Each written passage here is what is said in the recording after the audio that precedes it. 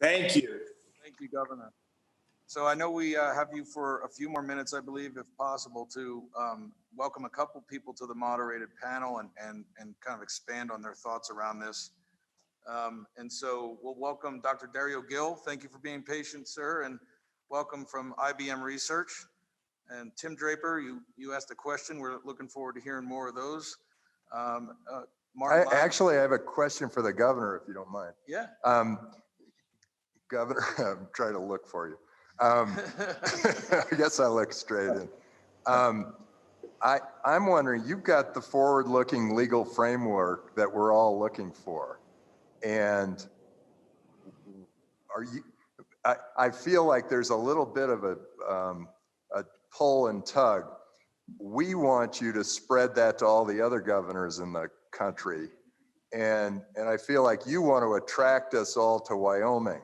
And so I'm trying to figure out how do we get your knowledge and your legal framework to move to, well, California, but all the other states in the union. We really need it in the blockchain Bitcoin world. And so first, I really appreciate what you guys are doing here. Second, how do you spread it? And are you willing to? Well, yeah, thank you for that question. I'm really happy to answer that. Actually, it was the content of our discussion with Governor Draper, or not Draper, but Governor Brainerd the other day. She was saying, well, it's going to be. We don't want to get too far ahead of ourselves. We think that there's great stuff going on in South Carolina, and we want to work with MIT and some of the bigger institutions. And I think but they're cumbersome because their legislatures are kind of stodgy. And those weren't her words. She was much more politic than that. What really made Wyoming kind of ground zero for this is the fact that we are nimble and we are accessible, and our regulatory framework Albert Faulkner has put around, the new Speedy Bank, for example, special purpose depository institutions, was unique to Wyoming because we are a small, nimble, and accessible community. It's been fun in conversations that I've had with Governor Polis, who of course is also trying to stimulate technological and innovation.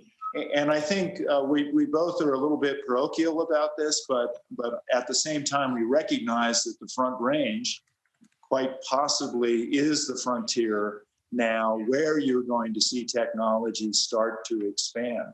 He's struggling a little bit with his legislature to do the things that Wyoming has done. But again, we're not that far from the Front Range. And so I do see this center, much like Palo Alto in the past, or Boston, or Miami, as being a place where investment's going to start to come, where innovation is going to start to come, and the community is going to start to build. And so we're hopeful that people recognize that other governors and legislators see that. But at the same time, we don't want to wait around till JP Morgan figures out how to do it or Facebook figures out how to do it. We really want to take advantage of that first mover status. Yeah, and I think my answer, Tim, would be, you're welcome to bring all your people here and your allocation of capital. We welcome all the Californians that see the light, and Martin Lai is one of them. So we'll add him to the panel here in a second. Josh Durrell is in your office. I believe Josh is here as another addition to the panel, CEO of the Wyoming Business Council. Maybe we'll throw another question out if someone has one, or Josh, I'll go to you. And we've got Charles Hoskinson as well, and Ben Gertzel. So feel free to roundtable with the governor while we have him, and then we'll be talking about this for the next hour and a half or so. And I see Caitlin Long over there as well, and Tyler Lindholm. So if their mics are working, we obviously want to hear their voices. Who's got something? Josh, do you want to say a couple words? Well, I think the governor said it pretty well, really. We and Tim, Mr. Draper, I do hate to tell you, we want to keep this competitive advantage as long as we can. That I think from a business standpoint, a competitive advantage is a good thing, and so we do see it that way. And while we realize that that may not last forever, we want to take and try to run out there as fast as we can. So I'm really looking forward to the next few months and maybe, years to have that advantage and keep it, so that we can grow it here in Wyoming. And I mean, we're all about economic resilience in Wyoming, and we see this as one of the ways to achieve it. Excellent. Dr. Gill, why don't we go to you? If you've got Caitlin has a question. Okay, we'll go to Caitlin, and then Dr. Gill will come to you next. Thank you. And thank you, Governor Gordon, for making that trip to Washington, D.C. That's very meaningful, and especially the results you were able to bring back. I wanted just to highlight two things that came out of the Select Committee meeting with Representative Lindholm sitting next to me today. There were two pretty important announcements. One from the Banking Commissioner, that there are 3 banks that have already inquired about redomiciling out of states like California, sorry, Mr. Draper, coming to Wyoming because of our fintech laws. So it's not just the de novo banks that are going to benefit from this, and they would actually be moving their headquarters to Wyoming. And then the other piece of news is that business entity formations, this came from Secretary of State Buchanan, business entity formations in Wyoming are up 75% year to date. It's a huge spike. And that is, of course, due to COVID. That is, of course, due to Wyoming's position being right behind Delaware as the #2 state for registration of new business entities, because Wyoming is where the limited liability company was formed in 1977. Delaware sort of stole the thunder, but we're stealing it back. The nice thing about this is it just tells you that there is a giant sucking sound of businesses moving into Wyoming and out of states that are business unfriendly. So the more the merrier. Representative Lindholm, do you want to add to that? No, I think you hit it spot on. Governor, I would also note that liquor sales have been up exponentially. So I'm thinking liquor sales and COVID equal business ideas. That seems to be the case. But Governor, I really appreciate what you've done for the state. This whole deal started as a wild ride of a legislative initiative. And it was really heartwarming to have an executive that not only participated, but supported and was begging for the bills to come across his desk. And so that motivation from you, Governor, made sure that a lot of those bills were able to finish and calmed a lot of folks down, because some of these ideas were pretty wild and crazy. I mean, who would have ever thought a year ago or 2 years ago that we would have a bank that's 100% reserved and can reject the FDIC? That's as fun as it gets. So I really appreciate you, Governor. Excellent. Dario, why don't we go to you, since you have your pulse on what innovation clusters and hubs look like through your vantage point and your work at IBM, and have been excited about being part of this discussion, and would love to hear what you have for the governor, either in a way of support or questions or comments.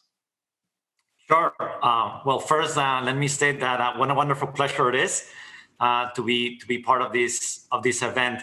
And as it was discussed in the opening remarks, we're witnessing actually a revolution in computing right now. And I really believe this is the most exciting time in this field of computing in the last 50, 60 years. Not since the advent of the first computers and the implications that had for national security and of course for the world of business, have we witnessed a convergence of new technologies, which are going to include the classical machines that we all know, the high-performance computers that were described existing in DOE and other venues, the world of artificial intelligence and neural networks and neural technologies, and the world of quantum computers and the world of qubits. So I have this little simple equation that I say that the future of computing is bits plus neurons plus qubits coming together. And I don't think that society overall has fully grasped the implications of this convergence that is going to happen this decade. One of the most profound impacts that will occur is that we really have a genuine opportunity to accelerate the rate of scientific discovery. And this will then in turn have so many connections to entrepreneurial opportunities, new industries that will be created, and problems that we're going to urgently need to solve in our society. It's kind of like analogous to the simple thesis in the world of productivity and economics, that if we can increase the productivity of our workforce, we're all wealthier, and as a result of that, we can do a lot more in our societies. If we can increase the productivity of our discovery efforts in the world of science and technology, that can unleash a tremendous amount of potential. And that is why quantum computing, since I know that's one of the topics we're going to get a chance to discuss more, is so profoundly important.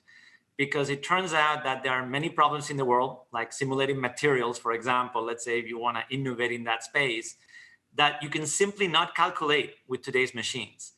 But quantum computing is the only technology that we know so far that alters the equation between what's possible to solve and impossible to solve. And just now we're witnessing the emergence of a new industry, this quantum industry. And then I'd like to give a kudos to President Seidel, since you were talking about the Chicago Quantum Exchange, which I've been also a founding partner since the very beginning, and just what a profound impact it can have when the public sector, academia, and the private sector join together. And the same thing with the Department of Energy. The 5 quantum centers that were launched as part of the National Quantum Initiative, we as a private company were part of 3 of the 5. And I am extremely committed, and I'm sure we will have a chance to discuss about the opportunities of joining forces to create industry that can benefit, our respective states and the nation. Excellent, thank you. I know, Governor, we have you for a couple more minutes. I'd like to get a chance to have a voice from both sides. One from the federal side with Connor Prochaska, Chief Commercialization Officer at DOE, about what a federal-state partnership ideally would look like as it relates to these kind of initiatives. And then also Martin Lai from Blue Ocean Digital Management, who's committed significant VC funds with his partner to come to Wyoming and invest in these businesses as they get out of the MVP and into some form of scale up. And so I'm interested to kind of have them have a chance to interface with you on how they could help you achieve your directive, but also ask questions and illuminate for you some of the things that would incent that kind of behavior. So we'll go to Connor first, and then Martin will give you a chance. And Governor, we appreciate your time. I want you to get the most out of this as well. Governor, yeah, absolutely. Thank you for the opportunity, and best regards from Secretary Bruyette. It's really exciting, and one of the keys when we talk about how we can interact with locales and states from the department's standpoint, because as I mentioned, it is a broad, and it's tough to understand everything that's going on across the country at every time. When you see forward-leaning states like this that have established, as I talked to Josh about last night, a front door for the state to where we know where we can go out and touch, where we can have an interaction and a sustainable relationship and repeatable relationship. It really helps to drive the desire essentially to put federal funding in that area where we know that one federal dollar is going to have a maximum impact, but also is going to end up making more dollars down the road and encouraging what our national goal is for technologies such as artificial intelligence, such as quantum. It's a national imperative, a national security imperative that we stay at the forefront of these technologies and that we set the principles as the United States rather than some of our adversaries setting the principles in the stage, because we will bring transparency, we will bring non-discrimination, we will bring all the values that we hold true and dear here in the United States, and having a state that's excited about that, that's forward-leaning and establishes that front door and supports the ecosystem is crucial and critical. So I applaud you on that, and would leave an open question to know what else we can do from the Department of Energy standpoint to help continue to foster and feed that environment and ecosystem.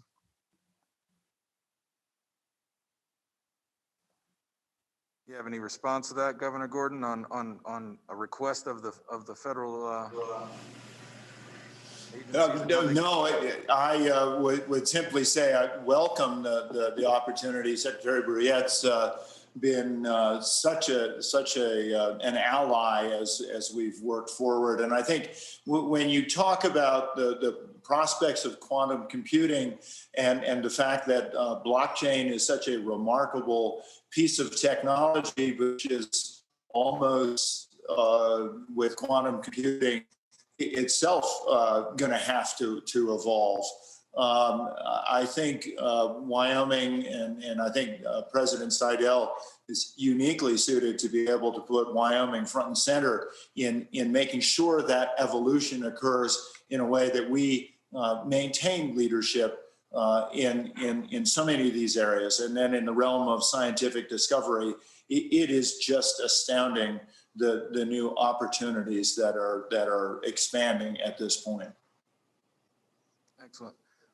Martin, talk to the governor about what you're excited about here and what might make more people like you start to show up from your perspective. Yeah, well, Governor Gordon, I think this has been one of the most anticipated trips for me this year, and I think a lot of people, after I've told them about this trip, are asking like, why Wyoming? So I think it makes sense to maybe start with, why Wyoming? So I'm the managing partner at Blue Ocean Digital Management. We're an investment fund exclusively focused on blockchain technology. And so as my partner, William, and I started to look at where we could, one, have the best access to a lot of these deals, especially since the space was so early, we figured out that really the people who were building things from the ground up and where all the developers were, not only from the technology standpoint, but also from the legislative standpoint, would really set us in a great situation where I think one key thing that we were looking for was access. And this event has shown me the tremendous amount of access that William and I have been able to essentially interact with, from you, Governor Gordon, to President Seidel. It's hard to do that, I think, in another ecosystem. And the sense that I get here from what you guys have done with the amount of blockchain legislation is that you guys are winners and you guys are leading this race. And everybody's looking to you guys.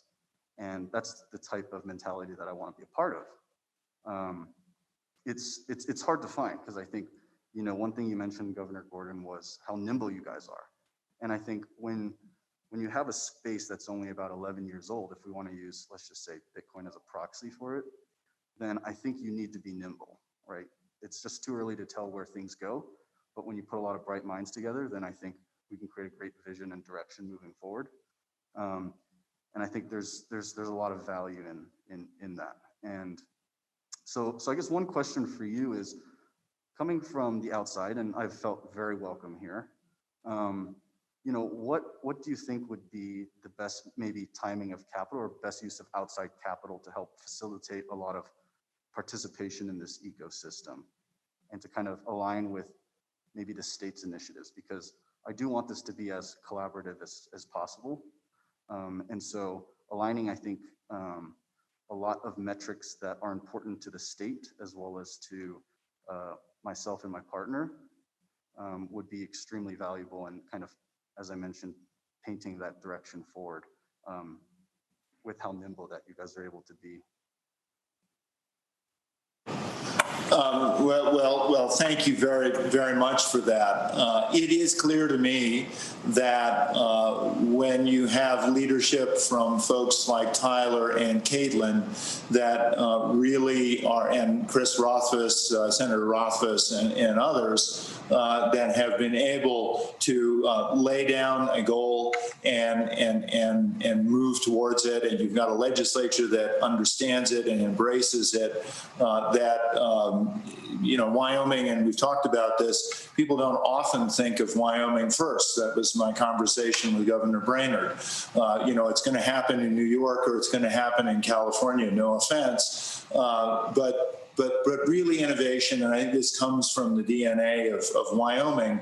We think of ourselves as the cowboy state, but that's really not the right moniker. The people who came and built Wyoming were people who came here and saw opportunity and built industries, built businesses, built ranches out of what they saw here. And so this really is a frontier that inspires people to to move here, set up opportunity, and we've always tried to maintain that tradition. As people begin to embrace that, this sort of libertarian opportunity, I mean libertarian in the freest sense of the word, I think what that means is that capital will start to migrate. Caitlin talked about companies that are moving here. It's certainly a business-friendly state, and then when you look at the suite of opportunities that blockchain technology represents, from just different settlement regimes. We've talked a lot about ecosystem services, how we can tokenize those to be able to engage consumers more directly with providers. And then you start to think about the opportunities for fractionalized investments, and you realize that we have an abundance of opportunity that really probably only a few times in our history have we seen before, and they've always led to really remarkable moves forward. And they start in unlikely places, not places with a tremendous amount of infrastructure that has to be persuaded, that has to be moved, or regulatory schemes that people are so heavily invested in that they just aren't willing to move. And that's what makes Wyoming such a remarkable crucible, really, for innovation and opportunity. And I have no doubt more capital will migrate here. So I'd like to build on that a little bit, Martin, give other people a chance to weigh in. I think you brought up a good point, which is the alignment of metrics and KPIs, right? And so maybe to not just pass on that question or the response, not that there was anything wrong with either one, but I think it's the piece that is most important today, because if we leave that incomplete, we have a bunch of people all fired up about Wyoming, but we don't know where to go. And so what are the KPIs from your purview that you matter? And then maybe, Governor, whether it's you and Josh or others, or we could think about what are the KPIs that matter to capital allocators? What are the KPIs that matter to an IBM or to a DOE? What are the KPIs that matter to a Wyoming Business Council and a University of Wyoming, or a Blockchain Center and Digital Innovation Center of Excellence? When we can put our KPIs on the table, we can cherry pick the top 2 or 3 that we all align with, and we run at that full speed, and then much gathers more. So you started the question off, Martin. Why don't we talk about your KPIs? Tim, feel free to weigh in because you look at it from a similar purview, and then let's go around and make sure we throw everybody's out on the table and get the most out of this day. I like to keep things a bit more maybe rudimentary, just to eliminate, I think, any narrow-mindedness that might occur. And so I think from a very high level, the most simple KPI for me, I think right now, is how much impact can I create in order to increase population growth? I think Wyoming is 50th ranked in terms of population, yet 10th ranked in terms of area. And that to me shows a tremendous gap that needs to be filled. And if we think about potentially the United States being, especially what we've seen with COVID, working more towards maybe a normal distribution amongst states, then I think all Wyoming needs is the catalyst, which I feel we have, in order to start just creating an influx of population where it's a diverse set of minds, a diverse set of backgrounds. And I've come here from the interest of the blockchain side, but through just the past few days here, I've just seen how strong the interest is with quantum. I myself don't have a very strong background in quantum computing, but I'd love to learn more to see if there's other opportunities that can essentially kind of cross over with maybe the blockchain space. But essentially, yeah, I think population is the first. And then the second is I've been tracking legislation back since 2017, just how many blockchain laws. That's been a great KPI. And yeah, I think those two, just to kind of keep it at a very high level without going too into detail with kind of everyone's domain expertise. Great. So mine are probably education and trust, and I think in education we need math, science, and arts really pounded, because arts for creativity and math and science so that people understand technology.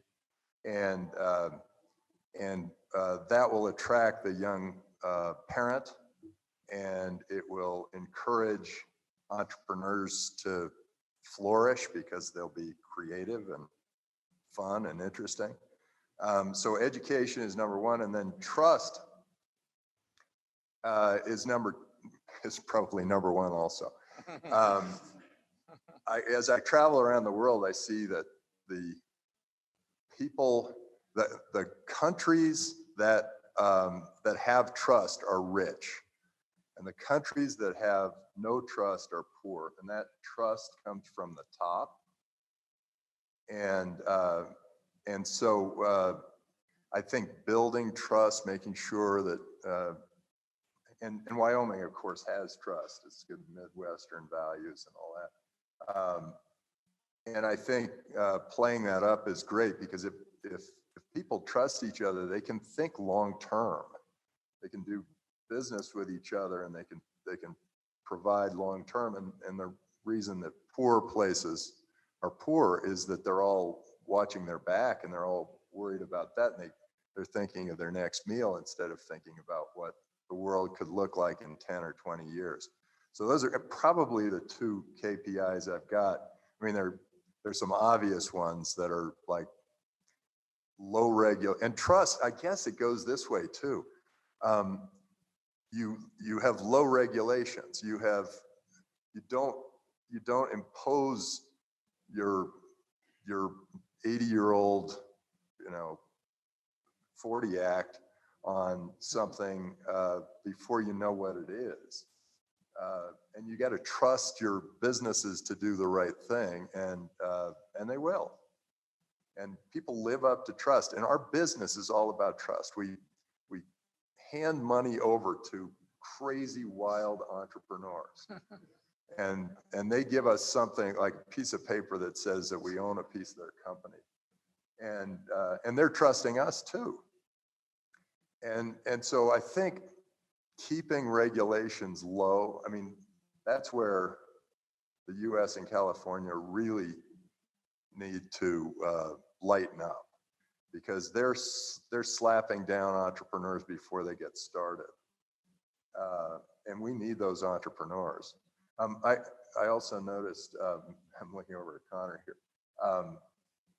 I want to make sure you guys, in your search for quantum computing, you look at some of the smaller companies. It's hard to, because you're big, they're big, and so those are some of the things I think about.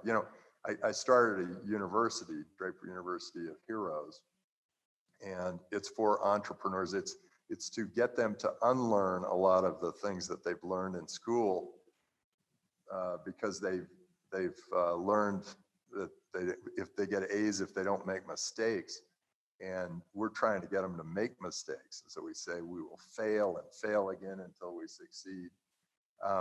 But something that's kind of interesting about that is we're creating these wild animals, and they are able to then connect with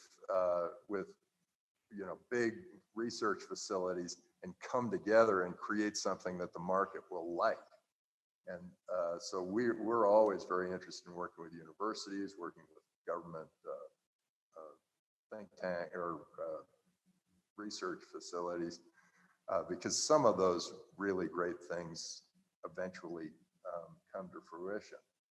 There's a lag, though. It does take time for science to hit the marketplace. Anyway, and then the other thing is, it's hard in politics to think 20, 40 years out, because you got to think about re-election. And you listen to the press, and they tell you they're loving this. You got to wear a mask, whatever, stay 6 feet apart. They're loving this. But it's thinking about things right now. And what I'm thinking is that they weren't thinking about the UN's new report that says that 135 million people are going to die from starvation because of our lockdown. I mean, the lockdown seemed like such a good idea. So if you're thinking short term and you're thinking don't trust people, you do the lockdown. But if you're thinking long term and you trust people, you keep the markets open. Anyway, that's enough. Enough from me. I think those are great KPIs. And Martin, it's funny because when we first met and we started talking about Wyoming, you said something I'll never forget, because you said, I just want to do business and invest in people that are smart, that I trust, and that I like. And I think it mirrors with your comments there. You brought up education, Tim, and I want to flip that because I think it's a good segue to Charles Hoskinson. Because I'm interested in your KPIs, because you've got several, right? You've got KPIs for IOHK, but then you've got this research and Cardano lab that is partnered with the College of Engineering. And before you kind of talk to us about what matters to you and what are your KPIs, how you measure success on both regards, I want to compliment you because I don't know you that well. And I first met you last year at the hackathon and at the Stampede. And I didn't meet you very long, but what I noticed was the level of just genuine, I'll call it mentorship or interest that he took in middle school kids from Shoshone, and I mean the whiteboard. And so, that's the right kind of relationships, I believe, to establish down chain, not just in a formal education setting, but in a true investment in people setting. And so I'll segue that to you as a compliment because I've never been able to do that publicly, but I noticed it and I wanted to recognize you for it. And I want to give you a chance to tell us what you care about. Oh, yes. Oh, yes. And Governor Gordon, we know you have to go, and we really appreciate you, sir. I didn't realize we're at time. Well, thank you very much. I wish I could stay on, but you are absolutely on the frontier here, and I look forward to getting whatever proceedings you have.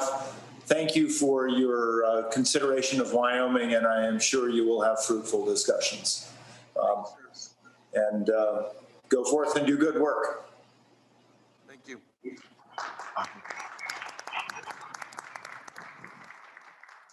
All right, Charles, it's your floor. Hi, everybody. Y'all get some good sleep? I love the frontier. I grew up in Hawaii, of all places, but I lived in Colorado a long time. My parents actually live in Gillette. My dad's a doctor up there. And I called him the other day. I said, Dad, how's coronavirus up in Chaffee County? He said, well, I got this patient. He's 80 years old. He's got COPD and he has coronavirus. I said, oh, no. Is he in the ICU? He says, no, he's out with his cattle right now. That's Wyoming in a nutshell. This is an amazing place. It's an amazing state. And, we as a company, my company, it's a reflection of my philosophy on how to run business. We're obviously doing commercial things, like we do credential verification and e-voting and supply chains and all kinds of cool stuff. But we're also a research company. We have 4 labs, one at Tokyo Institute of Technology, one at University of Athens, one at University of Edinburgh, and one we just recently opened up here at University of Wyoming. And we've written more than 75 papers. Most have gone through peer review, and they're interdisciplinary. We write computer science papers and a lot of cryptography. And we have the word salad there, like homomorphic encryption and all that other stuff. But we also write a lot of game theory papers, and we are now moving to law and policy as well. But one of the things that you have to realize when you're in an emerging industry is that you're only as good as your ability to explain it. And explaining to domain experts is easy, but simplicity is the ultimate elegance. How do you explain this to everyday people? How do you have a conversation with policymakers about what zero-knowledge proofs, for example, can do for compliance, or what they can do for more granular identity systems? How do you explain to a policymaker what is the purpose of a blockchain? So we love looking at how do we educate high school students or the general public, and there's actually some wonderful work that's being done here in Wyoming with some kids out of Shoshone. They're running stake pools on Cardano, grade 9 through 12, and they start with Raspberry Pis and they go through that entire process. And I just found out today they made a block on the Cardano network, which is pretty remarkable if you think about it. These kids that knew nothing a few months ago, and now they're right up there with people in Japan, right up there with people all across the world. As for specific KPIs, that's a difficult thing because we're moving from memorize facts to develop a collection of thinking skills that allow you to react and deal with problems as they come your way. There's just simply too much information in the world, too many concepts. And any one of them to go deep requires months to years of effort, and you have 75 of them at the same time that are thrown your way. So it's more of, can you have enough critical thinking to actually start from first principles and ask yourself some basic things? And when you have those skill sets, our industry makes a lot of sense. You say things like, okay, look at the legacy financial world. It's really expensive. Compliance alone, every 3 years, costs the city of Tokyo. It's about $500 billion a year globally when you really start looking into the cost of KYC and AML. So people ask basic questions like, why don't we have good banking in Africa or Eastern Europe or in other places? Why can't we get bank accounts for these 3 billion people? Well, it's not that these companies are evil or bad, it's economics. If it costs more to identify people, give these people economic identity, than the lifetime value per customer, it's a business loser to expand in there. So you look at our industry and we say every factor from identity management to how voting works to being your own bank, we can do this at orders of magnitude cost reduction, and you're intrinsically globalized in that respect. Oh, okay, that makes sense. And then you have to kind of work your way through, well, why aren't we getting adoption then? What are the barriers and so forth? So when we educate, these are the KPIs that we look for. Do people develop thinking skills? And are those thinking skills giving them the capacity to be able to dissect complex topics and separate fact from fiction, and then be able to pass a smell test in a certain way? There are certainly a lot of challenges, especially when you talk about comparisons, because there's so many nuances in our industry. Like if you were looking, for example, at the differences between Algorand and Ouroboros. Algorand comes out of MIT. Silvio's a brilliant guy. He's actually quite good at poaching people from IBM these days. He picked up Tal Robin and all these others. And it's a great protocol. And to actually have a meaningful conversation of what is the difference between what they've done and what we've done with the Ouroboros agenda, for example, to do that in a way that doesn't require specialized domain expertise is quite challenging. And it's further exacerbated by the fact that there are perverse economic incentives. And this is one of the biggest issues in our space as a whole. A lot of people got rich really quickly. And there's a world of difference between being smart and being lucky. If you make $1,000 for $1 investment, you're lucky. I don't care how smart you are. Not many people have ever done that twice. And people don't know the difference. And so we see, unfortunately, a lot of speculation and a lot of counterproductive behavior in our industry. And this makes it a little difficult to engage with regulators and traditional financial institutions. It makes it a little difficult to engage with academia. I remember the first cryptographic conference we attended was crypto at University of California, Santa Barbara. Great conference. And I had the fortune of seeing Whitlock Diffie, one of the creators of Diffie-Hellman, public key cryptography. So I go up to Diffie, and we had some scientists there, and he asked me what industry I was in, and I said, oh, I'm in the cryptocurrency industry. He just got up and left. But a few years later, cryptographers have actually become much more amenable. I know because they asked me for money. So I think we're making some progress there. But it's why did he have that reaction? It's because the perception in the academic world at that time was our entire industry was about Ponzi schemes and get rich quick and these types of things. Meanwhile, there's all these deep, beautiful concepts that live under the surface, which are incredibly elegant. A lot of great papers you can write. You can get tenure with these things. Some of our people have done that. And it's quite meaningful to everyday people's lives. So I think that's the only KPI I can give you that's reasonable in an abstract sense. That's the best non-answer to your question I can give you, is that, it's all about thinking skills and mental frameworks in this respect. And then I guess the definition of success is, did the people who received the education actually do something practical with that? That's why I love what Tim does with Draper University, because it's all about teaching people skills to go start businesses. Whether they succeed or not, if they went and did something, that's at least progress. And then you can kind of go from there. And what we've seen is every time we have created an avenue for people to participate, to write, to propose, we were overwhelmed by participation. Thousands where we expected hundreds. And we've seen Just like, for example, the Ouroboros, we expected dozens of stake pool operators. We have 1,200 of them now across the entire world, from Mongolia to right here in Wyoming. So that's a great metric in my view. Well, I think it is a great metric, and you know, if education isn't developing thinking skills, then we're not really educating people. So, Except here at University of Wyoming, it's all about thinking skills. You're doing a great job. no, thank you. And Josh, why don't we talk? We're going to flip gears because, you know, again, part of it is trying to understand the various metrics and the things that we're all held to, and ultimately what we're all paid to do, and then how we align those things into a cohesive effort. So, WBC has specific metrics that it has to achieve, and those are opportunities and also potentially constraints, like they are for all of us. So, why don't we give you a chance to talk about how WBC measures success as an economic development engine for the state?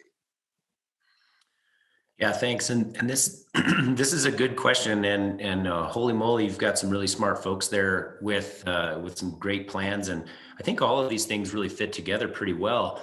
But we keep it extremely simple. And the thing that we look at are no different than real estate looks at location, location, location. We frankly look at jobs, jobs, jobs, and more specifically, we look at good jobs. And we feel like if we have that metric and we can look at jobs and wages, then we can make a huge difference in the communities of Wyoming. If you think about the size of our communities today and what a few 20-person companies might mean in this space where the employees, the folks that are part of that company are making good wages and can afford a nice lifestyle here in Wyoming, that makes a big difference in our communities because of the stage of growth that we're in. And so we keep it very, very simple. We're looking at good jobs, good jobs, good jobs. And that's one of the things that is pretty exciting about this, not just this event, but the potential of this industry in Wyoming is it can make a huge difference in our communities. And so, you know, again, we keep it simple. We think that that's going to work for quite a while, just because of the stage of growth we're in. And I think that maps, you know, back tying some of this stuff together, Martin, to your metric of population growth, right? Well, what is the purpose of that population growth? Well, hopefully it's the 18 to 54-year-old purpose that's sticking here, staying here, coming back here. And Josh, I think last night you mentioned something that was fascinating to me, that I think it was a few 20-person companies means 3 new restaurants open in downtown or something of that ilk. And you know, those kind of math equations start to connect the dots in a local economy very rapidly and without having to go boil an ocean or do something miraculous. And I can't remember what that stat was, but I know it stuck in my mind last night. Chris, let me jump in there real quick, and that brings, you know, to another point. What we can do, because we can't focus on all jobs, right? So we look at good jobs. We also look at primary jobs, what we would consider a primary job, because when you bring those primary jobs in, the secondary jobs can follow. The secondary jobs, as we mentioned, things like the service industry, restaurants, you know, events for people, you know, entertainment, those things can follow along. And so if we can catalyze the primary jobs, that will really kind of expand and be more of a geometric multiplier on the population. Ed, I'm going to come back to you for a second, if you don't mind, because talent and talent sourcing is part of a supply chain issue for those primary jobs. And we already understand the vision you have and the track record that you have and the momentum that everything collectively has. But, you know, kind of first 100 days, first year, right?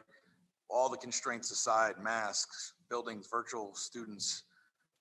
What do you see with you, with Cam, with Dave, with the deans? What do you see as low-hanging fruit for supplying the talent to this industry? Yeah, that's a great question. Talent is key. Without it, we can't do anything, right? So we have enormous talent reserves in the state in terms of the raw talent. We're working very hard on initial steps to build much stronger collaborations with the community colleges to draw talent out of the communities and then give them the tools they need in order to be able to contribute to exciting initiatives like what we're talking about here. So that's one step. Another one is to immediately establish networks with external partners. And so one thing I've actually spent most of my career on is developing collaborations with universities literally across the world. And so we're already beginning to have those conversations with universities across the US. I just come from the University of Illinois that has incredible scale and quality in computing in particular. So we're thinking a lot about partnerships there. I have literally this morning had phone calls with a consortium of national labs from the DOE labs in computing about ways we can work together. We have networks also internationally, particularly in Israel, in the UK. And so we're thinking about how to build those right away. So for example, in Wales, there's a National Software Academy that's aimed at providing skills for students who graduate from high school, but with the idea that they don't have to have any necessary training in the background. So they just come in, raw talent, train them in software engineering for a couple of years, and then they have what's the equivalent from our point of view of an associate's degree. So we're already having conversations about where could we import the curriculum from some of our partners and immediately begin to increase our capacity. So we're thinking about there are very short-term steps then that we can take, and I think that can have impact within months to years. I mean, within a year or something like that. The longer term, of course, we're going through a budget problem like many universities, COVID-19, and also the fact that we have an economy that's driven particularly by mining and extraction, among other things, that's in decline right now. So that's creating financial stress on the state. So we're having to think about how to reorganize to become more efficient, but then to grow back in areas particularly around computing. And I would really like to grow over time the computing capacity here at the university, initially in partnership with others, and then to grow our own programs, for example, around potentially a school of computing. So we're talking about short and long-term steps. So the things we can do immediately, the things we can do in the 5 to 10 year timescale. Awesome. You have a comment on that? I do. I've already used the term national security imperative, but the innovation workforce is also a national security imperative as far as the Department of Energy is concerned. We are working hard. My joke is that, diversity of funding does not mean we fund MIT and Stanford. We can do better. And we really appreciate our partnerships with those areas and those schools, the deep-seated partnerships with those schools. But we want to make sure that we can make it as accessible, as I mentioned in my opening comments, as possible. And one of the things we've created in the Office of Technology Transition is what we call the University Toolkit. A very simple database, or not database, but toolkit, essentially, a document that kind of lays out exactly how universities that maybe traditionally don't do a lot of work with the Department of Energy can access the amounts of funding that we're putting out that maybe don't have the giant grant writing programs that some large universities have across the country, particularly our minority serving institutions across the country that we believe are underrepresented when it comes to Department of Energy funding. So we're working hard to make that more accessible. And I also want to hit on something that Tim mentioned with the small businesses that and how we can interact with those. We very much value our relationship with Dario specifically and IBM at the department of that almost $1 billion worth of quantum research we're going to be doing over the next 5 years. 325-ish about comes from private industries, companies like IBM, very, very much involved. But we also want to make sure that the doors are open to small businesses that don't have once again, maybe the resources. So programs like small business voucher programs to be able to come in and work with the national labs, making sure that we are being proactive and getting areas to where we can see something similar to what we see in fusion right now. There's dozens of fusion, small businesses that are doing fusion work across the United States. Why is that possible? Because Princeton Plasma National Lab in Princeton was able to do the basic science work and create the fundamental sciences that now are allowing an industry in fusion across the country to exist. So we want to see the same thing when it comes to quantum, when it comes to artificial intelligence. We're seeing those things, and we do believe that those small businesses are a crucial part of the overall ecosystem. I've got 3 quantum computing companies in my portfolio, and 2 of them are in Canada. Do you fund companies in Canada? So this is my lawyer background here. It depends. That's a long answer. Dario, you've been super patient, but I'd like to understand your metrics. As head of research at IBM, how partnering, whether it be with universities, whether it be through DOE, into some kind of ecosystem like Wyoming or other innovation clusters that you are invested in and have spent time in and are committed to, what are the metrics that you measure or that you're measured by, and how do they apply to an ecosystem development play such as Wyoming? Yeah, no, terrific. And I'd like to react to also some of the great comments that I've made so far. So we've operated a research division for 75 years.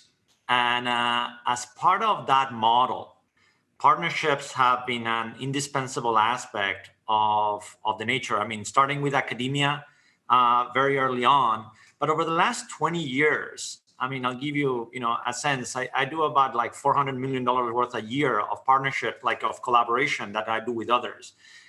Sometimes through joint programs, joint efforts with universities. I mean, like an example, not to bash too much on MIT as an example, but we created a 10-year joint artificial intelligence lab where we do that. But, we support bringing back University of Chicago as another example, the Chicago Quantum Exchange, where we do fantastic work around quantum communications work. So that's one example. I'm incredibly passionate about also the possibilities of forming new types of coalitions and consortia. I mean, I'll just give an example in the context of COVID, since we have DOE here represented.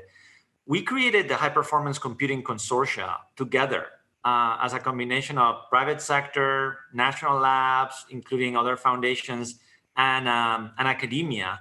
And without a single contract, in the context of reacting to an emergency, we've aggregated 600 petaflops of computing power.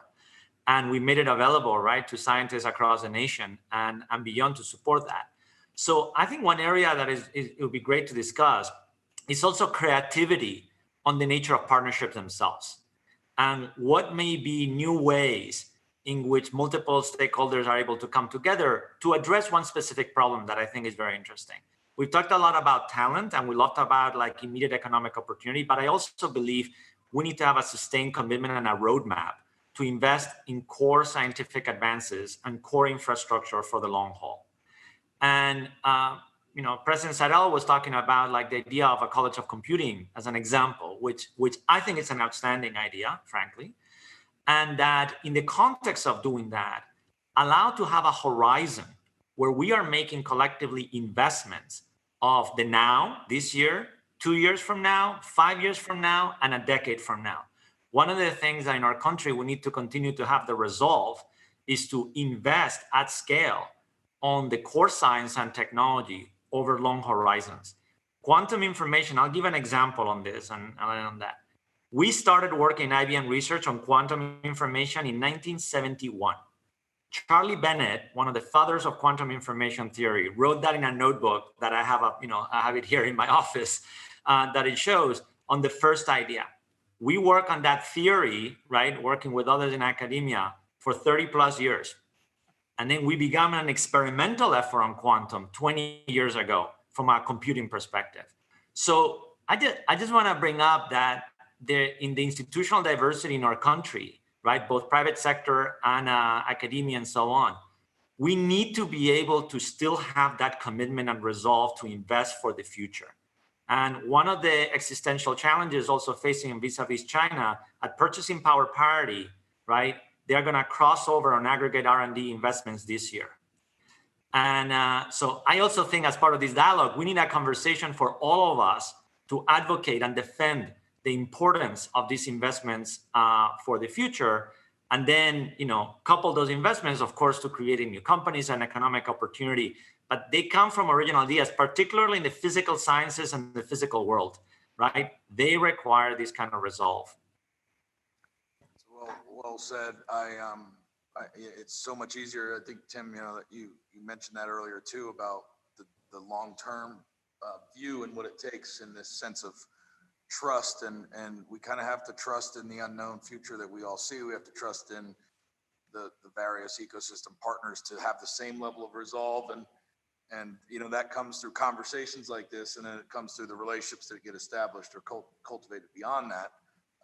So your sentiment is well received. I think that's the marriage of how do we create an enterprise scale at IBM's level, downstream, first customer, partner with the quantum startup that you've invested in. And there's been tons of research on that, but how do we do that? But if I could offer one example concrete in terms of to link it back to talent.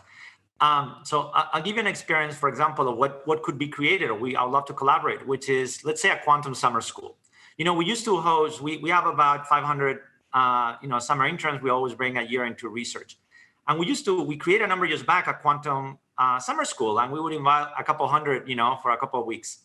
In the context of the pandemic, we say, all right, well, we're not going to cancel it. We're going to do it virtually. You know how many students we had now in the summer school? 5,000.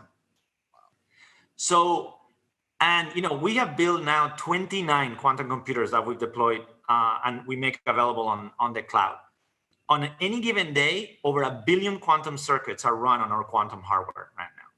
And over 110 institutions all over the world. And I think that there's such enthusiasm of students, and I'm talking high school students and college students and so on.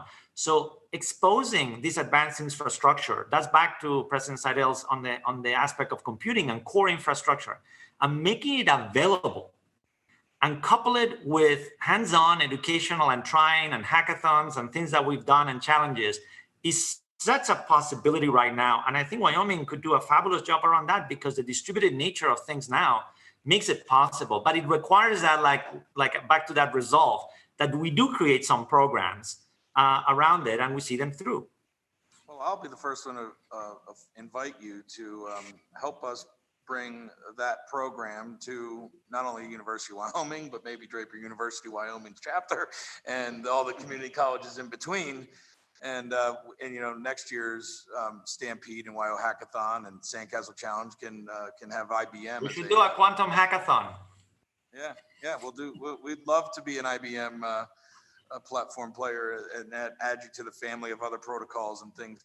Ben Goertzel, I haven't said anything to you yet, and I'm curious, as you look through the lens of being one of the foremost leaders in AI and Singularity, as CEO of SingularityNet, what role does humanity and technology play in your mind? Where do your metrics lie these days? How do you measure what you think is important from the vantage point of where humanity is, where compute is, and what we're talking about here? Vamp for us for a little bit and let us into your brain. Yeah, this is obviously a very large and important nexus of questions that doesn't have any easy single answer. I think that, as a whole host of different advanced technologies are rising and coming to play a dominant role in the economy and in everyone's life, I think AI will increasingly serve as sort of the central organizing factor of all these different technologies. I mean, the more complex a technology is, the more you need an AI to help operate it and interface between humans and that technology. So in the same sense that integrated circuitry is sort of underlying everything now, and before that electricity came to underlie everything, it's going to be AI, which is gluing all the pieces together and coordinating everything.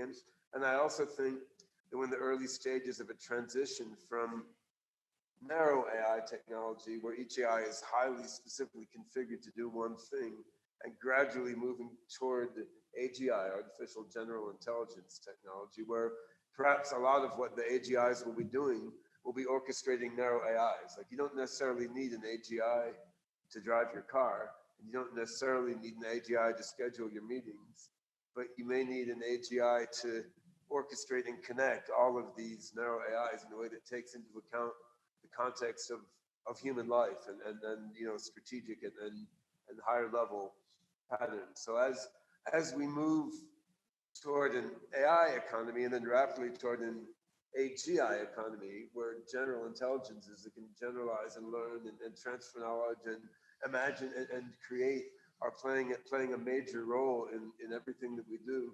I mean, there's a whole lot of questions there, right? I mean, there's obviously technical questions about how to build the AGI, which is what I spend a lot of my time on. But there's also questions of, you know, who controls this AGI in its early stages of development, whose benefit is it working toward, how is it integrating with different data sources and sources of processing power, right? So in the longest term sense, you mentioned the singularity.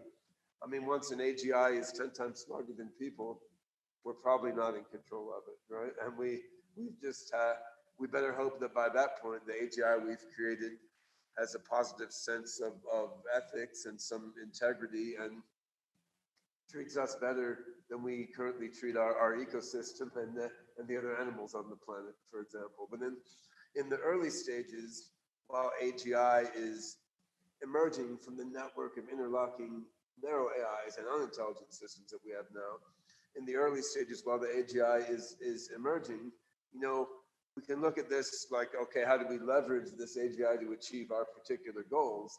We can also look at it like, how are we teaching this young distributed AGI mind? Like what values are we inculcating in it? If we're raising an AGI baby, which is distributed throughout the global brain of our computing and communication network, how are we raising that AGI baby? And from that standpoint, we're doing not perhaps the best job that we could be doing, right? I mean, most of the uses of AI on the planet now, you know, AI grew up sort of in U.S. military primarily, right? And as did the internet and a lot of other amazing things. It's now branched out from military and intelligence into advertising industry, right? But and financial industry. But I think it'll be great to see a greater diversity of AI applications, get more resources, more bandwidth. I mean, toward that end, some of the things that this gentleman and DOE are doing is very valuable with using AI for sustainability and environmental considerations, and AI in education, AI in medicine. It will be important to see these applications get more attention.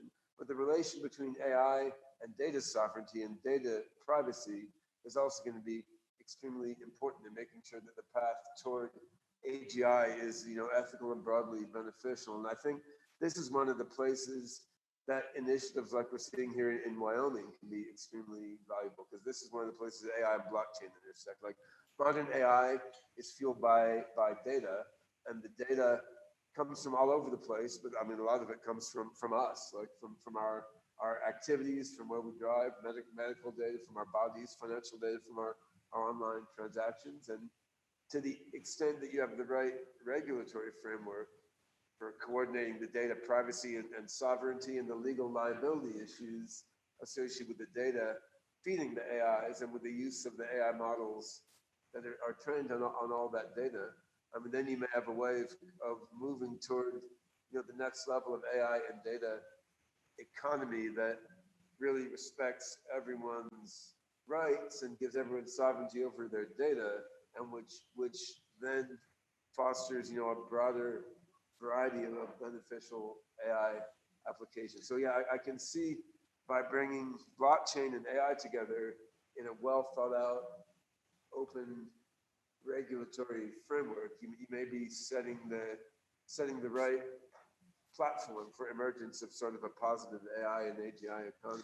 So I want to ask you more of almost a thought exercise architecture question, but I want to frame it, and anybody in the room can weigh in on this. But we have your brain here, we have Charles here, we have Dario, we have Ed here. I mean, we're surrounded by geniuses, and yet the theme that's come up from all the voices I've heard so far is this simplicity. And I have a bias towards this. I have a friend named Rebecca Costa who wrote a book years ago called The Watchman's Rattle. And if you haven't read it, I can't recommend it highly enough.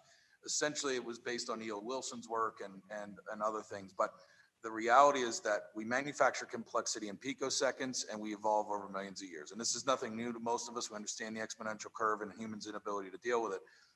But how that shows up in reality is we talk about impact and we talk about good jobs and we talk about all these things we can see, taste, touch, and feel. We know what they look like when we have them.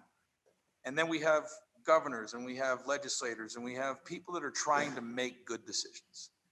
And the real definition of complexity is there's more wrong decisions than there are right ones. And so the technology to take data and then put it into an immutable ledger and then have an AI tell us what we should do next, that exists.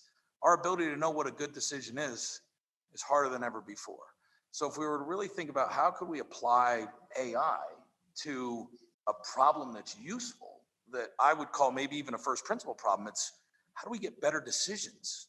Not from a predictive analytics of just kind of rotely moving along, but if we can center ourselves on these KPIs that we know matter, like trust and education, and we can design the ideal outcome, right? That is a humanity one. From your perspective, how hard to build that app of transparently measuring impact and then allowing a number of tricky issues here. I mean, one very real nitty-gritty issue now is that a lot of the data needed to fuel good decisions on the part of the AI. It's either siloed inside the proprietary databases of large companies or specific government agencies, or it's just not gathered, right? So I mean, so much data about human behavior that would be helpful for things like, you know, optimizing education or mental health or something. I mean, this exists in Google's or Facebook's databases, but it doesn't exist for researchers to use, right? Medical data, implicit in all of our medical records. How many of us have our medical records in our own hard drive, right?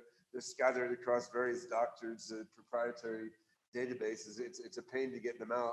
They're not aggregated in a way that a researcher who wants to develop new medical innovations can easily use them. And you look in environment, for example, data on, for example, how much carbon is sequestered underneath different forests or farms or something.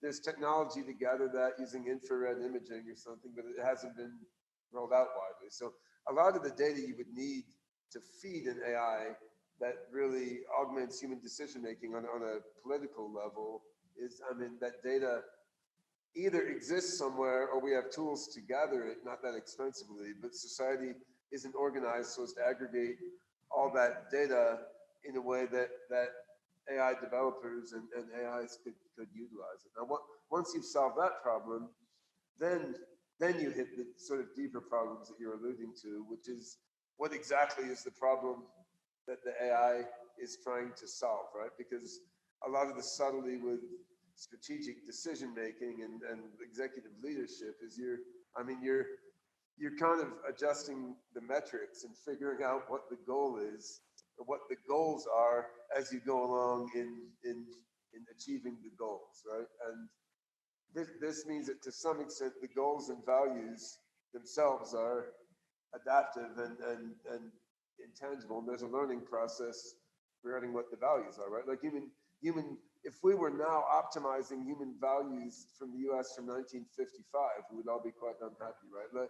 Let alone from the Middle Ages. So you need an AI that picks up by collaboratively solving problems together with groups of people in a shared context, that picks up the sort of intangibles of human value systems so it can create new values as it achieves current values alongside people, which means the AI has to be a context-sensitive learning system in a quite robust sense. And I think, therefore, that to make AI that can really help with strategic decision-making, I mean, that becomes what you'd call an AGI hard problem in the AI world, right? So once you've solved all these problems with data access and data sovereignty, which are very hard, and in which this sort of regulatory framework that allows blockchain and AI to work together on various sorts of data will be highly valuable. Once you've solved that, then you're up against the fact that you need to move further and further toward AGI to get a system that can deal with all the nuances of the of the values that really drive decision making. So, Yeah, I have a slightly yeah, nuanced take on it. You know, we have this problem with technology where and Max Tegmark is one who usually pushes this line of thinking. There's a wisdom gap in technology. So oftentimes we talk about progress and capabilities and can we do something? As for example, we build the car and then somewhere along the way we create the safety belt. Why? Because we notice car crash is bad. Let's try to protect ourselves from that. It's quite fortuitous. We're actually joined by someone from the Department of Energy because this was actually the first regulatory body in the world that was formed on the back of the realization that we finally invented a technology that could end the human race.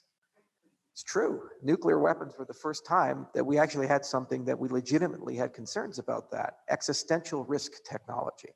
So that was their first and foremost mandate before they even talked about anything else. They said, how the hell do we prevent the world from getting on fire from something like this?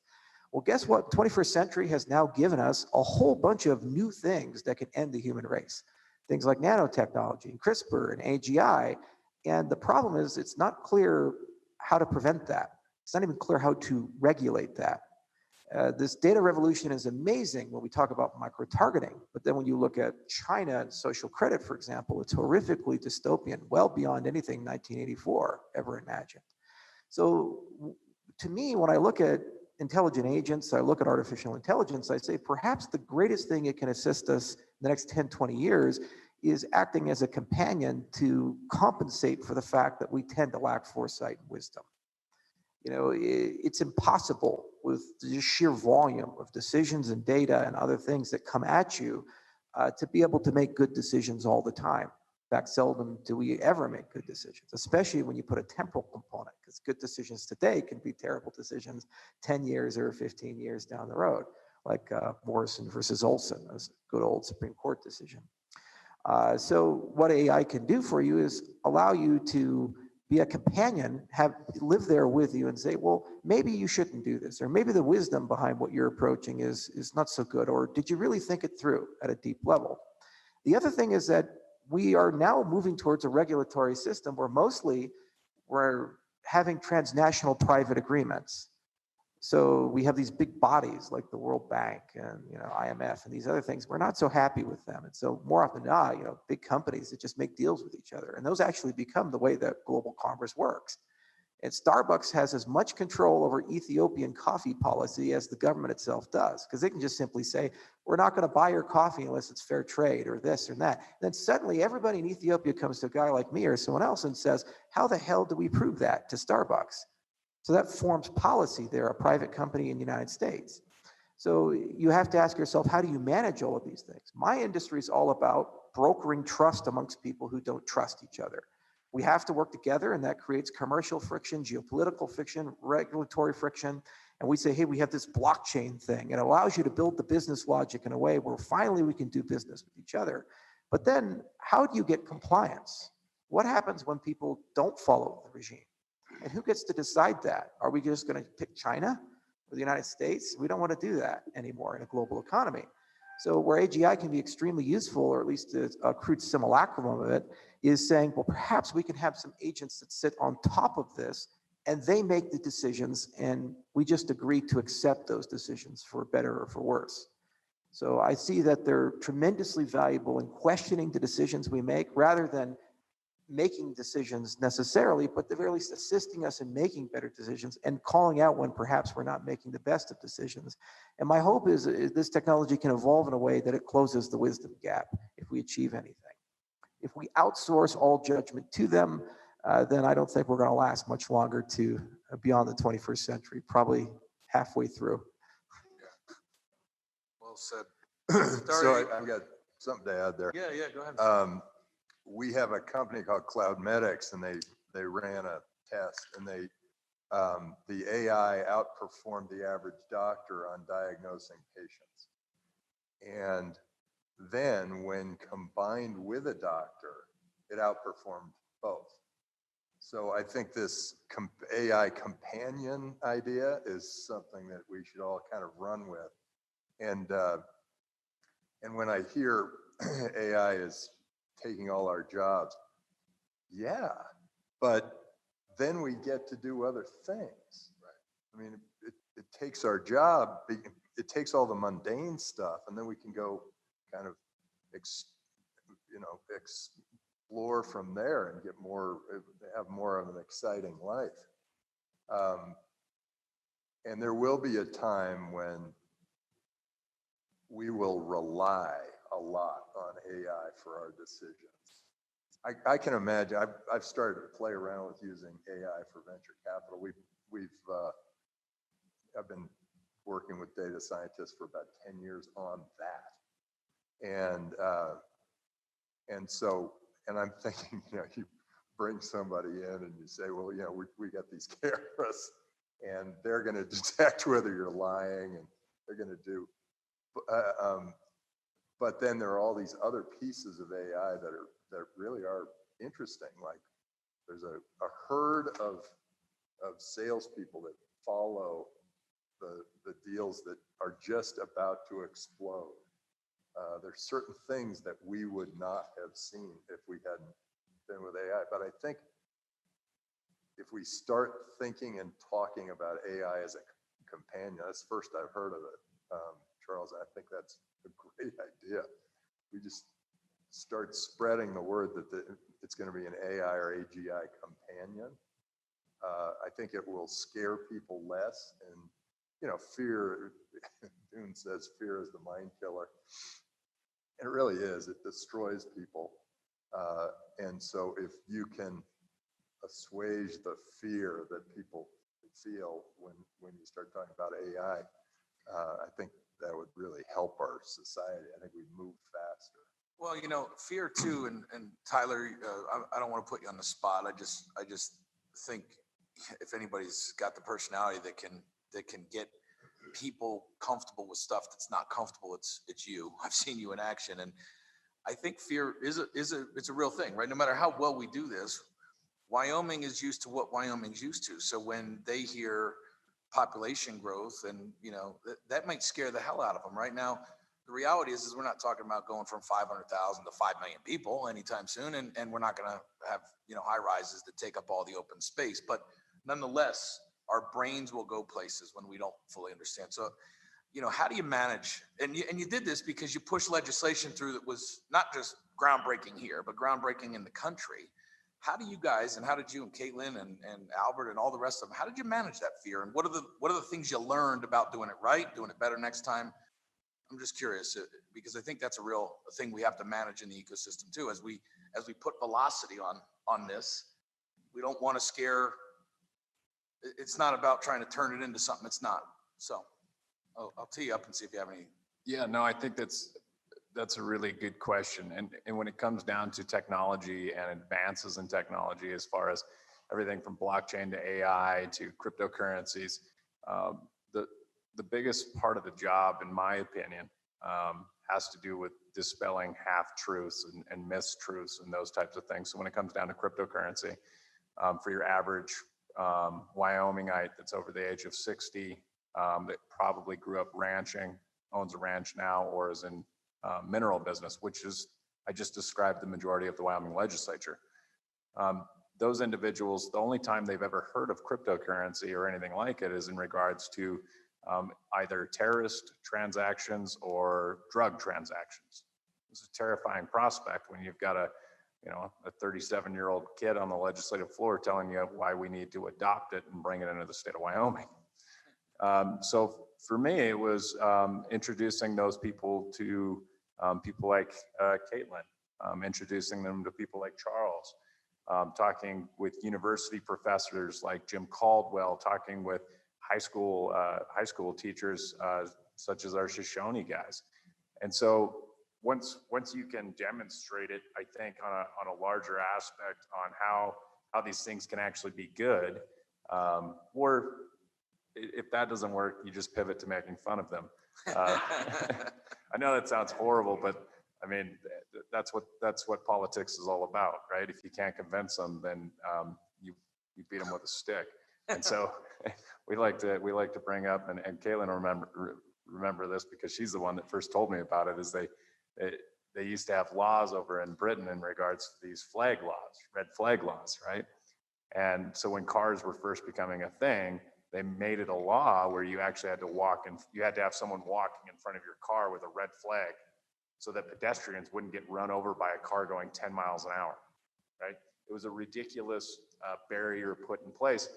And because of it, Britain lost the edge in the race to develop cars. The United States flourished because of that. So when we're looking at this, it has to be said, and it has to be made the most attractive aspect. And that's honestly what I love about this whole scenario is, regardless if you're Republican or Democrat, if you really sit down and think about this issue, then parties don't matter.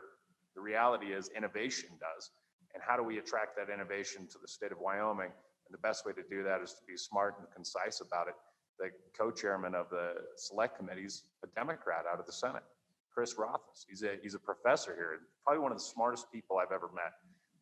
And he gets it based on the aspect that we have to be smart about innovation, because the reality is politicians tend not to be very smart. Politicians will screw it up if given the opportunity.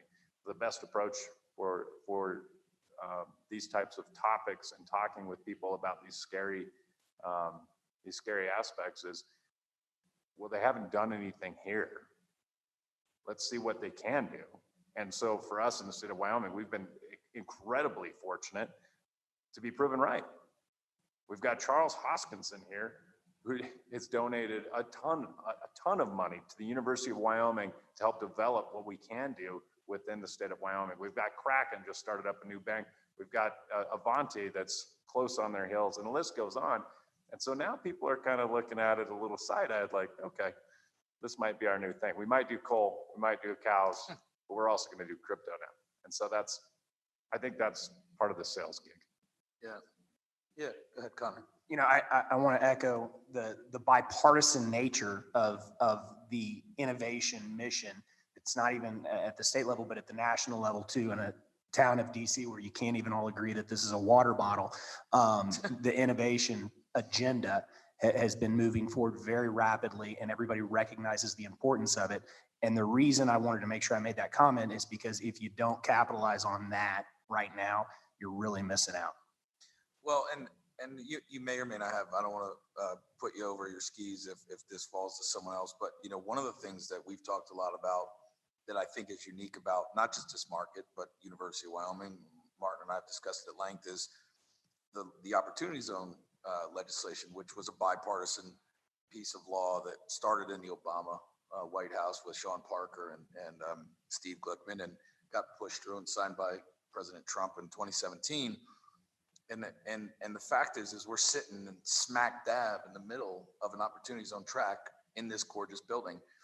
And we've got 40 acres of Sierra SkyTech Park a mile up the road that's smack dab in an Opportunity Zone. And when you think about capital gains, and when you think about market tops, and you think about all these things that market people think about and capital allocators think about, and then we talk about innovation and we talk about rule of law certainty and some of these other things, in my estimation, and Martin and I have talked at length about this, you know, you have this perfect storm, and not to overuse that vernacular, but where now I have long-term lockups, 10 years. Most venture capital funds are 10 years anyway, but I get this long-term lockup incentive.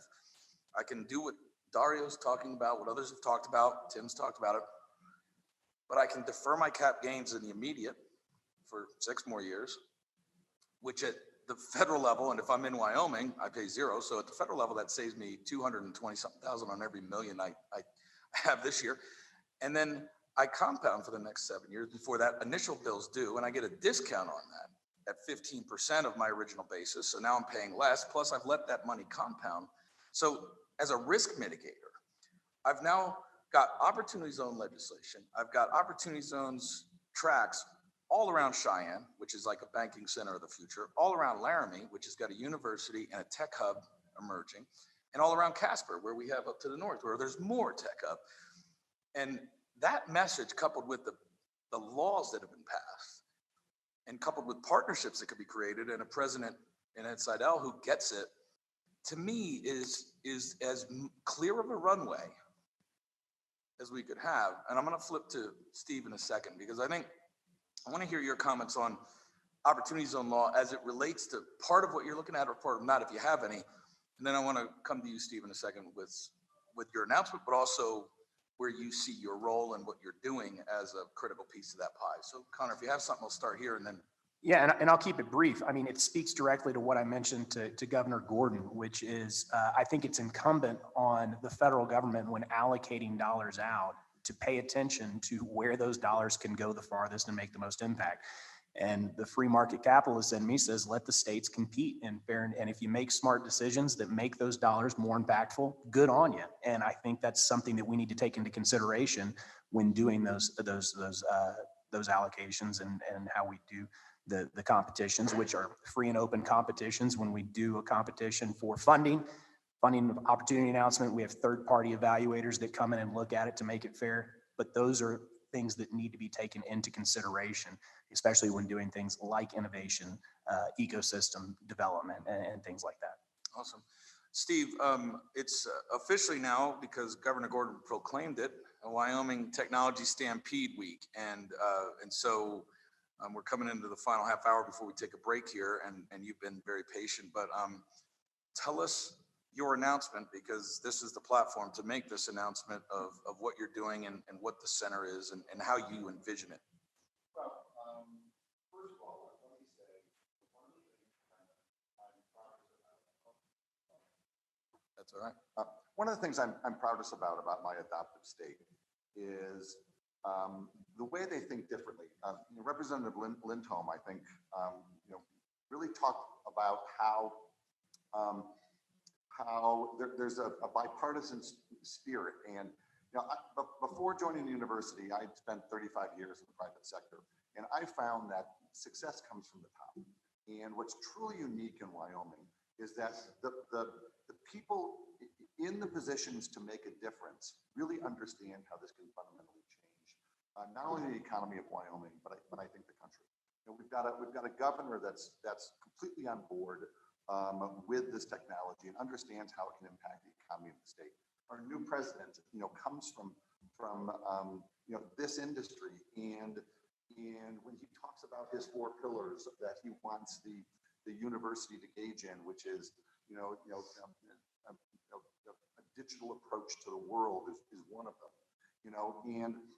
And you look at how the legislature works with the state and the university. University of Wyoming is unique in how it works with the state of Wyoming. We are the only university in the state, and because of that, it brings about opportunities. So what I'm pleased to announce, and I want to thank the president for his support, is that University of Wyoming has stood up an interdisciplinary center dedicated to blockchain and digital innovation.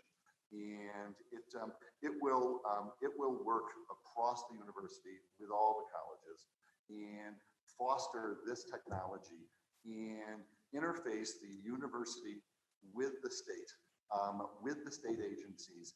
And because I do believe that if we're all working together, that we're unstoppable. And so this center, I think, is going to be that hub that people can go to and to tap into the resources. We've got wonderful resources at the University of Wyoming, and a lot of it is thanks to Charles and his generous gift, and there's a deep understanding of this technology within the university as well too. And so I'm very pleased that the university will now have this center and be able to work with government, be able to work with the university, work with our economic partners, and work with to build education about this asset class throughout the state of Wyoming. So thank you, Mr. President, for helping us do this. And we are officially 3 weeks old, I believe. So so we've got a lot of building to do, but with the help of people like who's in this room, I'm very optimistic that we are really going to be able to make an impact on this state and this technology. Well, it's been a labor of love for you, I know, and so we congratulate you on the announcement.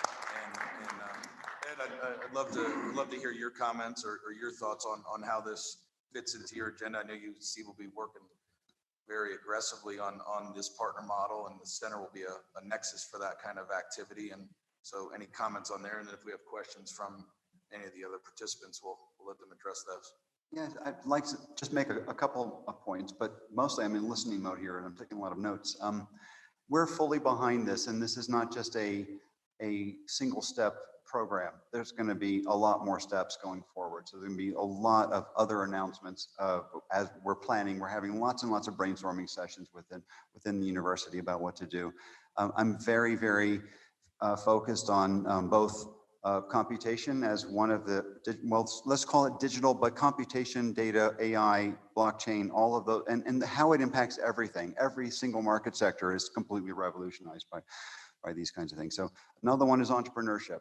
And I mentioned earlier the idea that we would be building a number of hubs of innovation. I've had conversations with actually not only this governor, but all the living governors of the state. We've created an economic development advisory council that has, in fact, two of the former governors, Meade and Friedenthal, who will be helping us as well. So, and the smallness of the state is actually a major advantage. So probably half the people in this room could call right now, could call the governor and get an answer because you can really make things happen in a state like this. So I just want to say there'll be a lot more to come. And I hope that maybe tonight at dinner, for those of us who will be there, we can get into more discussions about that. Anybody have a question for Steve or Just a quick comment, because I keep hearing about this donation I made to the university. You know, we donate money to a lot of different organizations and groups, and we've certainly donated to universities before. But what made our donation to University of Wyoming special was that for every dollar we put in, the state matched it.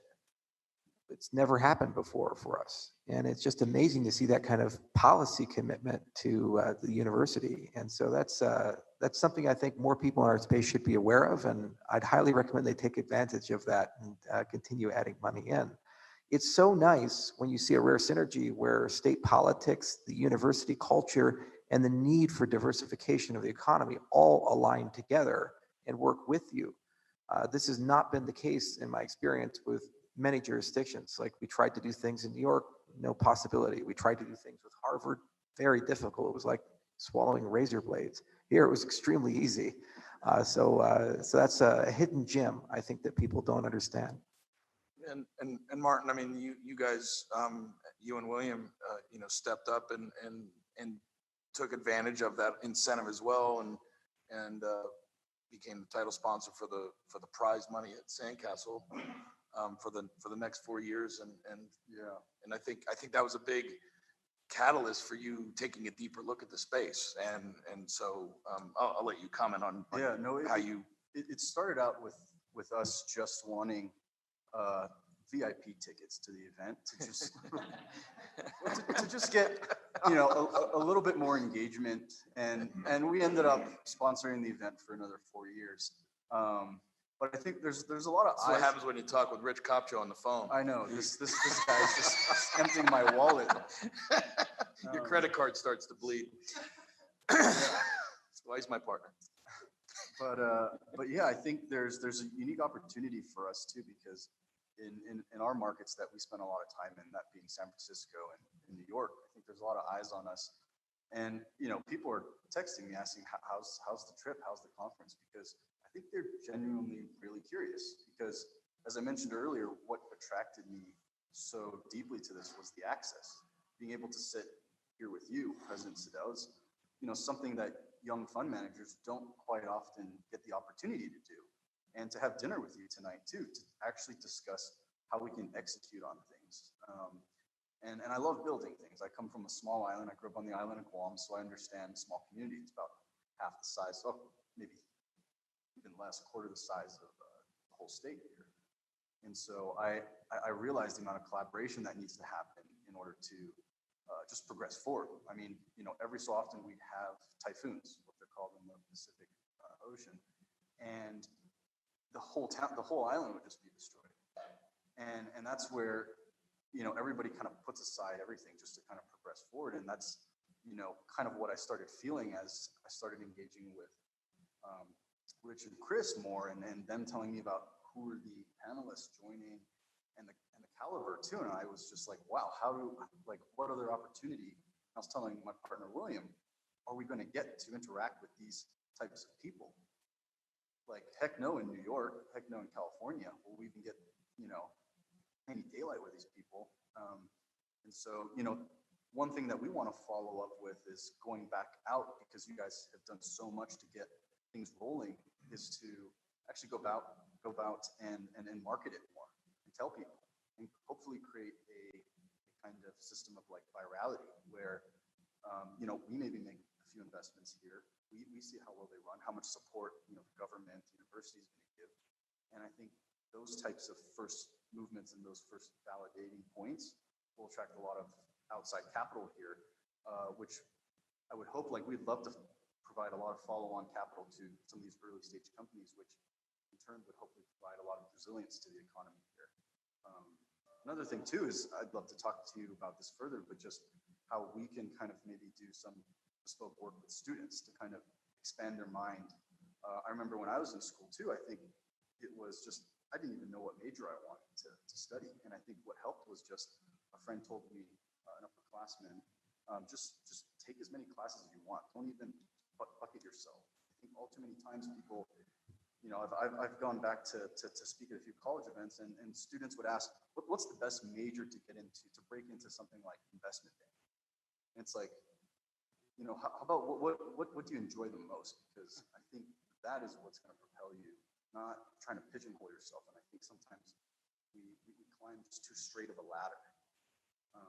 And that's kind of why I want to kind of break that with you guys, hopefully, and see if we can expand a lot of that. Yeah, of course. Yeah, just that I really like that point, and that's my career has been very much around sort of a bit of a random walk, but largely being in environments where I could connect with people who thought very differently from the way I did. And I really like the comment that you were making about the arts being very, very important in this as well, because we have a very vibrant arts and social sciences and humanities community here at the university. So there's a lot of creativity here as well. So that's important. So I wanted to say that I have a great example in Illinois, where when I was director of NCSA, I know I wouldn't have time to do general relativity. That's my specialty, is black holes and gravitational wave and now data analysis. But so I brought in a really talented research scientist. He's running a fantastic group that's got people from electrical engineering and from computer science and statistics and physics and astronomy, and just from all over the place, and they come together. So what happened was they're doing gravitational wave data analysis, and they realized, because there are also technologies that we have, you know, NVIDIA, we know Jensen very well, and he's there all the time. We had the biggest supercomputer that had so many NVIDIA cards and so on, so I have a lot of attention there. So anyway, there's just this environment where there's just a collision of ideas from these different disciplines. And so I really want to cultivate that here. But anyway, so one of my students was actually playing around at the supercomputing meeting, went over to the NVIDIA booth, started talking to people, says, oh, I realized, I could get these new algorithms and apply them to gravitational wave data analysis. Speeds the whole LIGO data analysis pipeline up by factors of 1 million. I mean, really, so you can, rather than, you know, doing weeks of post-processing, you can, with millions of CPU hours doing template matching, you can use AI techniques and find the signal and noise in milliseconds, and it completely changes it. So because of the environment is so rich there, we've got industrial partners. And so Capital One's like walking across the hall talking to him. So I have 2 graduate students doing gravitational wave data analysis back in Champaign that are being funded by Capital One, because just little tweaks in the algorithms are analyzing credit card data streams. And so the point is, I want to really build on the environment that you can have in a small university like this, where people can really communicate, and lots of those things can happen. And then put in place these hubs of innovation so they can take root outside of academia and really begin to grow. So that's really what I'm all about. Well, and you know, it's a good segue for me a little bit. You know, when we talk about what Steve and you guys have initiated, you know, we're in the process where we have to figure out the right configuration for some of these siloed activities, and they weren't siloed by nature of design. They were siloed because we needed to get them going. We needed to get things up, and we needed to test. And so, you know, Sandcastle is not a startup's challenge. That's one of the things that it does. It's an output, but Sandcastle is really taking Sandbox to the next level. And the idea of it, prior to you being here when we launched it last fall, was I taught a course that no one got credit for, that wasn't on the agenda, but that Craig Russo saw the vision for, and that we kind of pushed and we put it through.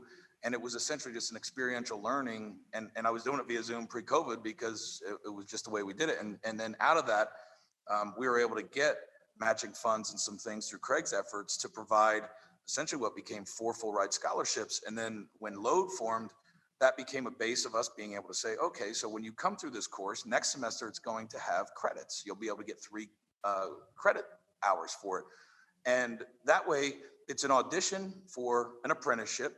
But if you don't make the apprenticeship, you still get value, not only in the mental and the interdisciplinary learning, but you also get credit hours for it. Now, on top of that, if you end up making the cut and we have 4 scholarships available, you'll work for us for a summer and we'll put you in organizing this event and we'll put you in portfolio companies in the future, and you'll get exposed to what it's like to be out there in the real world while you're a freshman, junior, senior, what have you. And so now that we have, this under our belt, Corey Billington and I have been teaching it, this semester, we taught it last semester. And so now it's 18 months in and it's actually a formalized thing. Where does that live, right? And so when we talk about IBM, or we talk about Capital One, or we talk about ways where enterprise can, we have College of Ag, College of Engineering, and College of Business, all which sponsored that in. So that was part of the architecture there, but no one knows about it. And candidly, that's the good thing, bad thing, right? Like, it's been successful at a very micro scale. We know it works. We have testimonials, we have students you can talk to, and yet there should be a line out the door for this kind of thing. And then there should be more programs on top of it. So when we think about locking arms with Steve and everybody and figuring out how do we use Sandcastle as this bridge between outside the university, a venture studio, and inside the university, an apprentice platform with a center that can, and then how does that get taken out to a Dario? Or how does that get taken out to a Capital One and say, what do you guys care about? How could we get students and engineers and creatives in liberal arts or the law school in a cross-pollinated mix playing with your tech or playing with your stuff? And so these are the things that exist in your universe, and that de-siloing them with the help of Steve is going to be a critical piece to taking it to where you want it to go. Yeah, and Dario, that's kind of something I put on your brain and anybody else's brain because I think it's important to nurture those discussions. So. Yeah, if I could just make one comment. I mean, it's related to a point that Connor made about geographical diversification of investments in the country. I think one role that we all should take is to continue to advocate throughout all the federal agencies as well that occurs. I mean, just to give an example, back to the idea of like the computing thrust, right, at the University of Wyoming as an example. AI institutes that the National Science Foundation supports today. I mean, there's 8 that had been announced. I've been advocating for a while through PCAST and other things like policy that there should be an AI institute in every state. And I think that those are the kinds of things that there will be broad bipartisan support to get done. And I think it would be good to form a coalition of advocacy around this and to make sure that money is appropriated and funded through the agencies to get it done, right? And that happens. And I think we should be asking the same thing, to put on the spot on the Department of Energy, right? And how are we going to do that? And then to the basis of creating sustained institutions, then form these broad coalitions that we're talking about, right?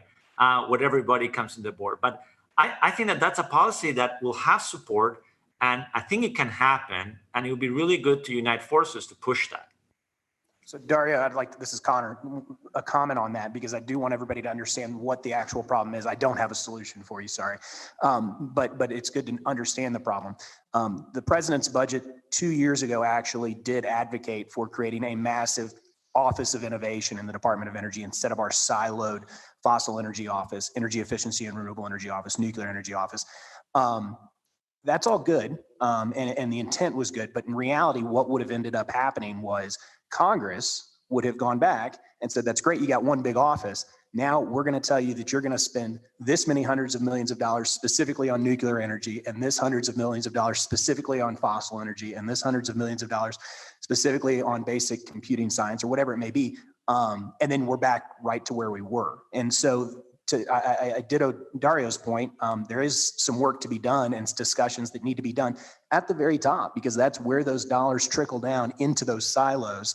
And then it makes it hard to really at a national level do some great things and de-silo like you're doing here with the blockchain office across the country. Yeah, And you were going to make a comment, I think, or maybe Ben, I'm not sure. Oh yeah, I found that your comments were quite resonant to me in the context of my long prior history when I was an academic back in the 80s and 90s. And I think the siloing you mentioned is a very difficult issue to overcome. And if you can solve that in the context of this blockchain center and quantum computing and so forth, that would be quite amazing. I mean, I was involved in the 90s in founding a couple cognitive science programs in various universities. It was in Australia and New Zealand. And you had to pull together faculty and students from all these different departments, and it was kind of good while it lasted.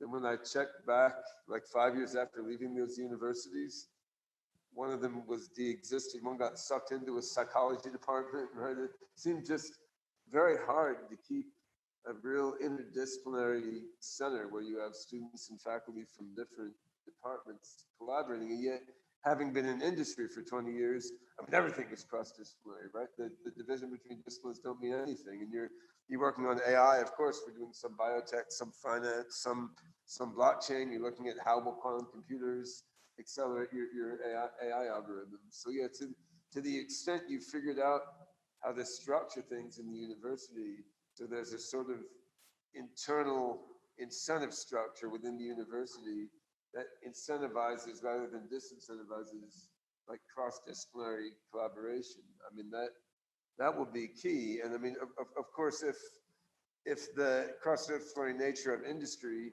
can be used to help drive that de-siloing inside the university, I mean, that can be very, very powerful. An example of it, just as an example, I'm going to flip it to you and Caitlin or whoever wants to take this one. But, an example of it that isn't sandcastle is exactly what's happening in parallel to this meeting right now, right? There's a law conference going on and there's 9 CLE units. And I think 1 or 2 ethics credits, which are the hardest ones to get, three ethics credits. And so when you look at the silos, you can say, well, how do I get the law school to get involved in whatever? Well, you can go that route and then you end up banging your head against the wall and nothing happens. And yet it's inclusive still to say we want you involved and here's what it is. But here's what we mean and demonstrate it. And so, maybe speak a little bit about that concept of why it mattered. And Caitlin, if you want to weigh in on that too, you guys kind of really were the brainchild behind that. But this platform of the technology Stampede, this week that we have that came out of a hackathon and then added all these elements and continues to grow, is a sandbox of its own for de-siloing or creating use cases before permission is needed, and then inviting others to participate in a way that meets their objectives at the college or whatever it may be that they care about. So talk to us about the genesis of the law con and why it was important and what the vision behind that is. Well, let me also start out with, one of another, I keep mentioning your pillars, but another of your 4 pillars is to solve problems in an interdisciplinary nature. And I think, I think that's important because, let's take it back to the original Bitcoin white paper. A computer science problem was solved with a game theory solution. So, if only computer science, if Satoshi, whoever he, she, or they were, only thought about computer science, we might not have Bitcoin and blockchain today. So I think we're going to solve our problems with a systemic way of thinking. We can't, when you work in an interdisciplinary way, you get perspectives that you would have never seen from, the way that the College of Business thinks about things is often different than engineering and ag. And where we become really strong is when we break those barriers down and we look at problems across discipline and say, you know what, I think the problem that we're trying to solve over here can be solved with some concepts over here. I'd like to bring Caitlin in. I know, Caitlin has told stories about her education with systemic thinking here at the university that I think might be important to bring up. You want to talk a little bit about that? Yeah, sure. Thank you. Yeah, I gave a speech on this very topic, accepting an award here at the university on the importance of thinking across disciplines. And my favorite class from UW. I'm a graduate of UW, undergraduate, before I went off to law school and graduate school. And my favorite class was called Creative Impulse. And it was an English class. And I still have all of the materials 35 years later, because instead of looking at art and history and architecture and literature by periods, or by single disciplines, what it did was look horizontally across time periods. And we looked at the literature and the art and the architecture and cultural things that happened across the different time periods. And you started to notice that there were patterns. So for example, in the Renaissance, the lines in architecture were very clear and clean and simple. And the same was true of Renaissance literature and the art as well. Very clear, simple. There were basically in all the Renaissance art, it's all designed essentially on the basis of a triangle, if you look at it. And when you start seeing those patterns, you're realizing that those features actually cross disciplines. It just trained me to be a pattern spotter. That I never would have been had I taken those classes individually. And then, for example, like when we got to the Baroque period, music all of a sudden became Mozart with millions of notes, squished in very, short periods of time in the music. And then you saw it in the literature, just using a lot more words. And then the art, of course, that, every little piece of the canvas is covered with something from the Baroque period. And look at the architecture and think of the churches in Rome. They all have these grandiose ceilings. And that all was consistent across periods of time. And you never would have spotted that if you didn't actually start looking at things on an interdisciplinary basis. Yeah, Just one thing I'd like to add real quickly. The currency of the academic world are papers and citations. And you're not really going to achieve any notion of interdisciplinary work if you make tenure decisions or hiring decisions based upon people's publication success, if you can only publish in your own field. We all want to work with people outside of our discipline, but if you get penalized by doing that, by meaning you can't get published or cited, that's a huge problem. And people have been trying to do interdisciplinary research for decades. We have all these wonderful institutes like the Santa Fe Institute, for example, the Princeton Institute of Advanced Studies, MIT Media Lab. That's just on the US side. On the European side, there are hundreds of them. Yet they never seem to actually achieve those ends. So there has to be a fundamental reevaluation of how do people get tenure, how do people actually get brownie points in the academic world, and how do we reward cross-collaboration? One of the reasons our research group is so successful is somehow we pulled off the way to actually achieve peer review and actually get into journals and conferences, despite the fact we're publishing interdisciplinary papers. But even still, it guides a lot of our research direction and focus. Because at the end of the day, my chief scientist, when he wakes up, he has to say, well, these are people's careers in my hands. In some cases, the research that's commercially beneficial for the organization or beneficial for science that we need to do is simply not going to get into a conference like crypto or Eurocrypt or CCS.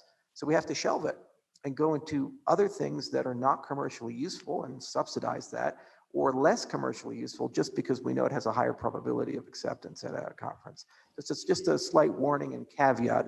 I love the interdisciplinary stuff. It's my favorite thing in the world, but you get what you pay for. That was the lesson of Bitcoin. Yeah, You're nodding as you have a comment or a. Well, you're all saying things that speak to like every struggle I've had in academia since I was a postdoc. I really resonate. And also what you were saying, Ben, about companies just have to solve a problem and they bring together the talent that they need to do it. And they can come from anywhere in the company, from outside, but they got to do that. And so that is also my instinct. So just revealing a little bit like one of my cards here to the faculty, if any of them are listening, one of the most interesting things I had an opportunity to do was in collaboration with MIT. I was the senior vice president for research and innovation of a brand new university in Russia, the Skolkovo Institute of Science and Technology. And the thing that so attracted me to that project, and this is what I did when I left the NSF, so I lived in Moscow, about a block from the Kremlin, was that the whole university was based on centers around grand challenge problems that were important to the economy, in this case, the economy of the Russian Federation. And so there wasn't a physics department, there wasn't a chemistry department, there wasn't a computer science department, but there were the building blocks of the university were completely different. There were these interdisciplinary building blocks, and each one had to have corporate partnerships, and each one had to have an entrepreneurship component as well. And so that was just a fabulous project, just caught up in very strange politics of 2013 era when I was there. And so anyway, one thing that really, really attracted me about Wyoming was the fact that the university has already been organizing itself pretty deeply around grand challenge problems, trying to find every way possible to cut across those barriers. And this is was initially proposed at the high level of the university, but the faculty really bought into it. So there's a lot of interest in doing this here at this university. So I'm going to do everything I can. And to your point about the promotion and tenure and writing papers in the right journals for your department, I just really, really do not like that. And I've encountered that over and over again myself. Even at the level of, I work in general relativity. So one of my friends is a guy named Robert Bartnick in Australia, and he had trouble because he is in a math department, but he published in Physical Review Letters. I mean, my God, that's like the most prestigious journal in physics. But anyway, that's where you publish in these GR things. So it's really a problem. So in Skull Tech, I had the opportunity to write the first promotion and tenure document because it was a brand new university. And so, we could set the ground rules for this, and it included innovation and included interdisciplinarity among the things. So anyway, this is the way I think, and I think you're going to find this university moving in this direction. This is a similar issue at the Department of Energy with our researchers of what do we really want them to be doing. And the question I pose to the group is, when we say we want to make more of an impact, commercialize more technology, get it out into the world to be applied and make applications with it, then how do we ensure that we're not, for lack of a better term, perverting our basic science mission and not ignoring that? Because a lot of the basic science really has no place ever be in application. It expands the general knowledge of the world. And so walking that line is a challenge. And when people say, well, what are your metrics as the chief commercialization officer? I quickly say, if you want me to say that we have more patents, I could probably go jigger some numbers and come back to you and say, look, we've got more patents now coming out of the Department of Energy, but that's not really what we want to get to. If we want more companies, if we want more follow-on funding, there's a bunch of metrics, but none really keep us to our core mission of basic science. And so I put that to the group of what does that look like? What are those metrics that we need to be measuring? Yeah, and that might be a good conversation to have during the break and pick up for the rest of the day. So Dario, you got a comment on that? We'll let you give us a close out here, and we'll run to a break because you've been very patient. And no, I just wanted to echo. I agreed so much with what Charles said and the power of that. But like one way to bring that interdisciplinary culture right into the broader research and development enterprise in the United States is to involve much more broadly the private sector and companies in that space. And just an observation, what has changed over the last 60, 70 years? Most of the core research function, right, in the last 70 years was indeed performed in the context of academia and the national labs as they were being created then. 70% of the $600 billion a year that the United States spends in R&D now is in the private sector. So there's a wonderful opportunity, and Charles is illustrative of that point, like on the way he engages in both commercial activity and in research endeavors. And by bringing in that and asking that the private sector and incentivizing the fact that they should continue to engage in research activities to push these frontiers and advances them, we would serve like the whole endeavor very, very well. So the assumption that that frontier of innovation, even on core science, can only occur in the context of academia or in the context of the national labs, I would say requires being revisited. Very well said. Perfect way to go to the break and partially answers your question, I think. Gives us something to pick up later. Dario, thank you, sir, for your time today. We're going to take a quick 28-minute break to stretch our legs, get some water, do all those things, network a little bit. And for those watching virtually, please stick around. We've got Tim Draper at 11 o'clock, followed by a panel with him, Steve Lupien and Connor. Martin and some other folks. And so we'll see you guys back here at 11 o'clock Mountain Time. And thanks for tuning in. Dario, thank you, sir. We look forward to when we can be in person again and appreciate you showing up. I do as well. See you soon. Bye.